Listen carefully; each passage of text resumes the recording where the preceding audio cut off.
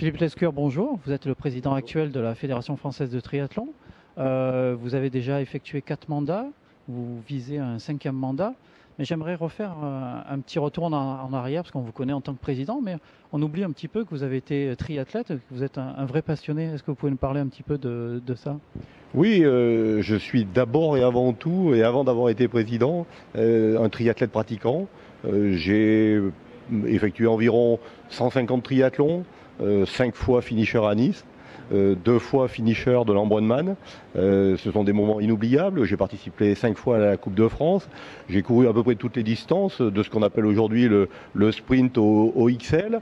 Et c'est ce parcours de triathlète qui m'a amené dans un premier temps à m'occuper du Brive-Limousin Triathlon comme membre fondateur, et puis à présider le comité d'organisation du triathlon du Pays de Brive, un petit triathlon en Corrèze. Et puis ensuite, conseiller technique de ligue, c'était aussi une passion de l'entraînement, de la préparation des triathlètes, président de la ligue, et puis le parcours classique qui m'a conduit à exercer à peu près toutes les fonctions de la Fédération française de triathlon, jusqu'à celle de président, pour essayer effectivement d'apporter mon expérience, ma passion de triathlète, et simplement l'envie de faire avancer notre sport. On peut faire un petit état des lieux de ce que vous avez fait, de ce dont vous avez été le plus fier au cours de vos 4 mandats? Le plus fier, je ne sais pas, il y a plein de sujets et d'évolutions dont je me réjouis. Peut-être celle qui me tient le plus à cœur, c'est d'avoir essayé de manière permanente de fédérer.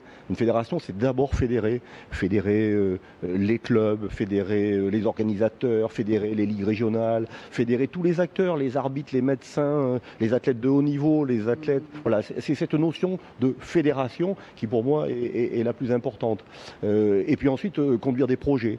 Oui, je crois que nous avons réalisé de beaux projets. Le plan de féminisation, j'en citerai quelques-uns. Le plan de féminisation qui nous a permis de dépasser les 26% de femmes. C'était pas gagné au départ pour un sport dit masculin. La mixité, là aussi, une thématique importante. Bien sûr, le projet jeune. Dès mon élection, j'ai proposé le premier championnat de France jeune. Il n'y en avait pas. J'ai initié cela et la politique jeune, avec l'école française de triathlon, que les cadres techniques et des élus ont conduit, qui est aussi une initiative qui me tient beaucoup à cœur. L'école française de triathlon, elle est enviée par nombre de fédérations olympiques et elle nous est demandée par les fédérations au niveau international. La politique en faveur du développement durable, on a été récompensé de très nombreuses fois sur ce thème très très important.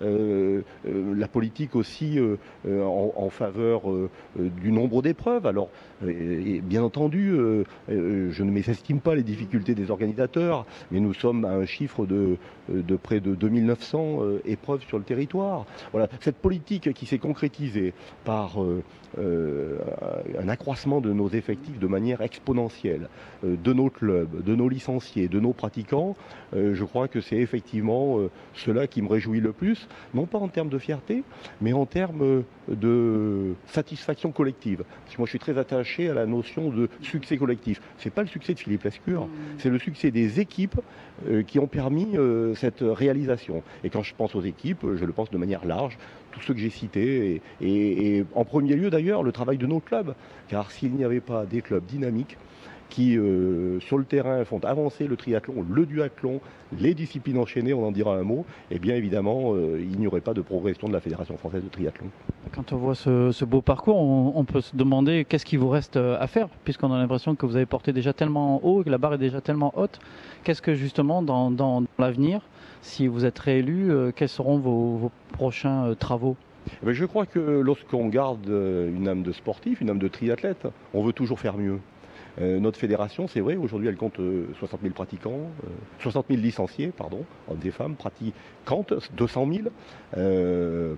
Les résultats à Rio n'ont pas été à la hauteur que nous escomptions pour la partie garçons notamment, même si chacune et chacun des sélectionnés a donné le meilleur. Nous avons obtenu quand même une médaille, c'est même pas quand même, nous avons obtenu une très belle médaille olympique en para-triathlon avec Gladys Lemoussu. Donc les résultats dans plein de domaines sont des résultats très positifs. Mais qu'est-ce qu'on peut faire mieux encore? Je suis convaincu que nous avons beaucoup d'évolutions à conduire. Nous avons appris, je crois grâce à la considération que le ministère des Sports nous accorde, mais pas seulement la considération, la reconnaissance du travail accompli. Nous venons d'obtenir la délégation pour le RAID, le swimrun, le paraduathlon et le paratriathlon. Voilà des disciplines qui sont désormais officiellement dans le giron de la FF3 et qu'il convient de développer.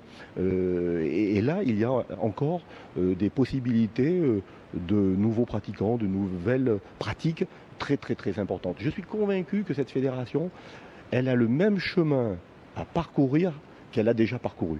Vous parliez du swimrun, effectivement, c'est un sport qui est sur toutes les lèvres depuis 2-3 ans. Les gens qui pratiquent ce sport-là sont à moitié des triathlètes, à moitié des trailers, donc ça va peut-être apporter des pratiquants et des licenciés supplémentaires. C'est absolument certain, je crois que c'est une ouverture de nos pratiques. Nous l'avons voulu, cette ouverture des pratiques, il y a 10 ans. Nous sommes devenus officiellement Fédération française de triathlon et discipline enchaînée. On oublie souvent discipline enchaînée, mais c'était visionnaire il y a 10 ans de modifier nos statuts, de modifier l'appellation de cette fédération, comme l'avait fait d'ailleurs la Fédération française de judo et discipline associée. On avait un peu copié le judo et j'espère d'ailleurs qu'on continuera à copier cette belle fédération avec les succès qu'on connaît. Mais nous avions été d'une certaine manière visionnaires en associant grand nombre de disciplines, en demandant les délégations.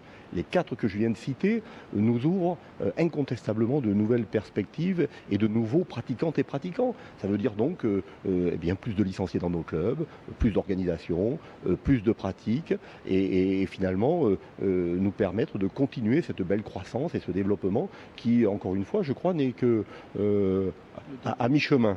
Et nous avons doublé nos effectifs en moins de 10 ans. Je suis certain que dans les 10 ans qui viennent, nous les doublerons à nouveau, pour peu que nous prenions les mesures qui conviennent, c'est-à-dire un certain nombre d'évolutions, un certain nombre d'améliorations. Nous devons par exemple mieux communiquer, nous devons être attentifs à ce que nos clubs, nos organisations aient plus de facilité, nous devons davantage les accompagner. Nous avons une grande réforme territoriale que nous allons mettre en place en 2017 avec de nouveaux territoires, des territoires très importants. Il faut que nous déployions de nouvelles ressources humaines, de nouveaux moyens financiers pour ces territoires, de manière à mieux accompagner encore le projet fédéral, nos ambitions et nos nouveaux défis.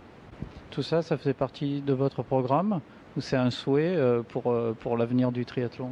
C'est plus qu'un souhait, c'est un véritable programme. Moi, je crois que pour faire avancer une fédération, il faut avoir effectivement cette capacité à ce que l'ensemble des acteurs, le plus grand nombre des acteurs, puissent s'investir dans la fédération. Donc, nous avons construit avec des équipes très élargies un nouveau projet fédéral. J'ai toujours construit un projet fédéral pour une Olympiade. Nous en avons construit un pour l'Olympiade 2017-2021, mais ma notion, c'est un projet, une équipe et quelqu'un pour le conduire et si possible le porter. Voilà, c'est dans cette dimension que je m'inscris, que je me suis toujours inscrit, que je vais continuer à m'inscrire en essayant encore une fois de mobiliser toutes les énergies, toutes les compétences et il y en a beaucoup. Alors les élections auront lieu au mois de mars? Oui, les élections auront lieu ici même, au Comité national olympique et sportif, Maison du sport français, le 18 mars prochain. Quelles sont les personnes qui votent? Alors nous avons 2 éléments quand même. Nous avons fait évoluer le système et j'ai demandé, j'ai souhaité et obtenu par la dernière Assemblée Générale que tout un chacun puisse se présenter à la présidence de la FF3. J'ai voulu que ce système électif soit davantage ouvert. C'est la raison pour laquelle il y aura plusieurs candidats à la présidence de la FF3. Donc je crois que c'est une très bonne chose. Le deuxième élément, c'est que nous sommes dans un système où ce sont les représentants des clubs et organisateurs qui sont élus dans les assemblées générales de ligue qui portent les mandats, qui représentent au sein des ligues régionales les clubs et organisateurs. Donc c'est un système avec des grands électeurs pour essayer de donner un langage que chacun peut comprendre. Donc c'est un système représentatif et les élections seront donc effectuées suivant ce système de représentation des clubs et organisateurs désignés lors des assemblées générales de ligue qui se tiendront au mois de février et au mois de mars. Écoutez, on va vous souhaiter bonne chance et puis on prend rendez-vous pour après pour parler de triathlon. Mon ambition première aujourd'hui, c'est surtout de servir le triathlon et de servir son développement. En tout cas, c'est mon vœu en ce début d'année. Écoutez, le message est passé. Merci beaucoup.